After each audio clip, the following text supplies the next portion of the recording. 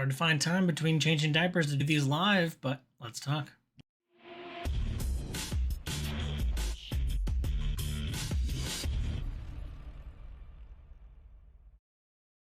What up, viewers? What up? What up? Calc Soups here, and today is Saturday, April 13th, and that means it's time for a quick recap of the week in video game news. Big thing this week was Ubisoft finally showed off their Star Wars game Outlaws, and it has a confirmed release date, August 30th. So I would have figured it would have been more of a holiday time period, but look, there are games that are coming out after June of this year. I know that we're a little bit of a slump right now in the games industry. Not a lot of big games to look forward to, and whatever has been announced is kind of a long way out. GTA 6. But yeah, I mean, we'll hopefully be playing Star Wars Outlaw in at the end of August, or mostly in September. But yeah, so I'm looking forward to it. I'm more of a person who enjoys kind of like the Jedi fantasy within Star Wars, but I am kind of curious how they get look like their stealth gameplay, how that's going to work out, and how much of a compelling narrative it is for people who prefer Jedi. So I'm a little bit hesitant, but yeah, I think I still will enjoy it. So looking forward to checking it out. Let me know what you think down below in the comments. There's a big indie showcase this week. I think one I've never heard of before. Triple I Showcase was the name of the showcase. And the big thing that I wanted to talk about coming out of that was Slay the Spire 2. So yeah, I mean, I, like many other people who enjoy deck builders and roguelikes, have put way too many hours. It's still my go-to game for like when I just want to throw on a podcast and play a game while I'm listening to that. So I throw on Slay the Spire. So a second one coming out should be really cool, and I'm really interested to see what they do to make it feel new and unique and all that kind of stuff, and how much they've learned from a decade since they released the first one. So I'm looking forward to Slay the Spire 2, and yeah, there was a bunch of other games shown off, but that was kind of the big one that blew up my feed, and I wanted to talk about. So let me know what other ones you saw that were cool down below in the comments. Next week, we will be able to play the beta for Frostpunk 2, another kind of game I'm really excited for. I think this has kind of led me to a lot of like the colony sims and city management stuff. Like Frostpunk is kind of what started me having that itch. So having a second one come out, I'm really curious to see what kind of hard choices you have to make, and kind of how the whole simulation works. So yeah, I'm looking forward to Frostpunk, and I'm not playing a lot right now, so anything new and unique in my queue would be great. The innovators over at Riot continue to innovate by copying other people's work. Riot is making their own Vampire Survivor mode within League of Legends. They've already made an auto battler. They've got a fighting game and a first-person shooter. Yeah, so I'm kind of curious to see what they do that's new and unique with this kind of Vampire Survivor clone. So yeah, I mean, they definitely have a roster to make it interesting, considering there's like 200 or so League of Legends characters. So I'm curious which ones they choose to put in this. But yeah, I thought that was a pretty interesting thing for them to do.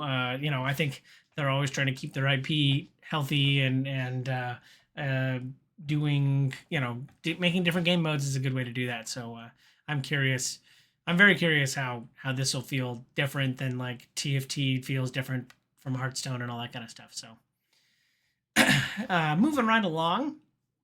Who would have thought that after $300 million at the box office and a dozen games, that Five Nights at Freddy's is getting a sequel? So the movie made, like I said, $300 million, really big. I assume the ROI on that was huge, because horror games or horror movies don't typically cost a lot. And the first one did so well, so not surprising to me that they are making a second one. But they just announced it this week, so I still haven't even watched the first one. I should probably watch that. Let me know if you think it's good enough to watch, and what you thought of the FNAF movie down below. As someone who has very limited real estate on my gaming desk, and also workstation and all that kind of stuff, Logitech is always looking out for me, and they have a new low profile keyboards that are going on pre-order. They're only like $60 or so.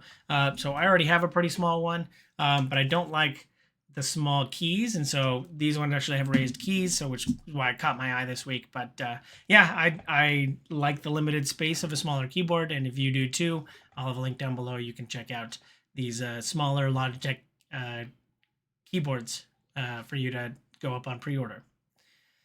With the launch of the Amazon Prime Fallout TV show, which is apparently going off really well. I've already seen the first episode and enjoyed the crap out of it. But Fallout 76 is going free to play for the week. So if you're getting that itch to run around in the post-apocalyptic wasteland of Fallout, 76 is free to play this week. I'm actually kind of surprised that it's not already just generally free to play. Like, the game's 5 years old at this point. Just allow people to like go in. There's a lot of different ways to monetize within the game. So I'm just really surprised. I know that they're probably making some money. Probably not, probably not 6-digit levels of money here around. But I'm curious to see how much money they're actually making off drafting off the success of the TV show. But yeah, I was just so kind of surprised that 76 wasn't already free to play, or it's probably been free to keep at some point in the 5 years since it's launched. But yeah, I've actually jumped in. Me and my wife have been playing through it. And considering we owned it back in the day, it was just easy enough to plug it in and start playing it. So yeah, I've been enjoying my time with it, and it's worth a relook if you played it at launch and thought it was lacking. So there's definitely been a lot more fleshed out.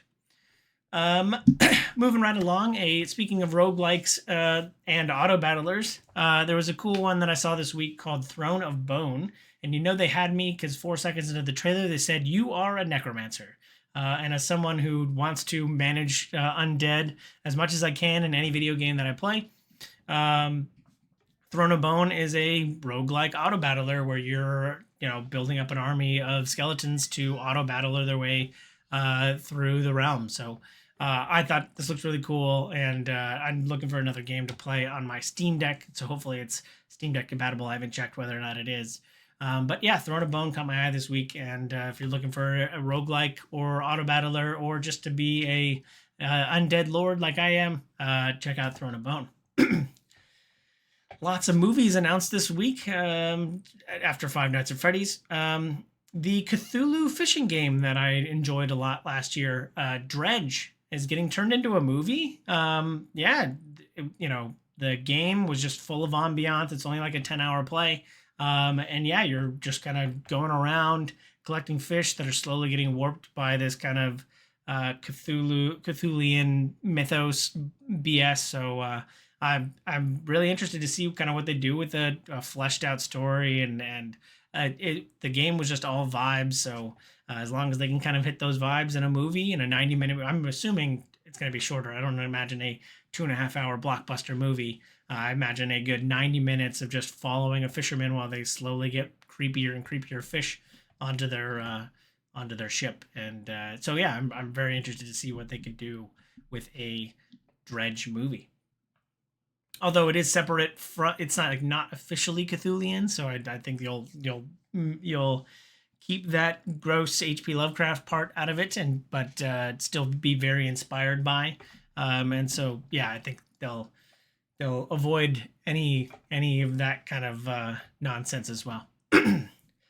Moving right along, for the last story this week, a group of YouTubers went to Miami to recreate the GTA 6 trailer in real life. They went to Miami. They've got all the clips. They went to the places, and which are all famous places, and they recreated from scratch the GTA trailer, except for the bikini top of the roof scene. But yeah, I guess GTA is already inspiring some people to a lot of really big fans, and some fans went out and recreated the trailer in real life, which I thought was pretty interesting. So worth a look. Check it out. I'll have a link down below in the description. That's it for this week. If you feel I forgot anything, leave a comment down below. But as always, thanks for watching. I hope you enjoy this content. If you do, please, any kind of engagement is great. I'm finding it hard to find the energy to get on between, having a not even 1 month old and a 2-year-old running around. So any form of engagement will give me the energy I need to keep these going. So feel free to send anything my way. But as always, I hope you have a super day. I hope you have a super weekend, and I hope you have a super day. Bye.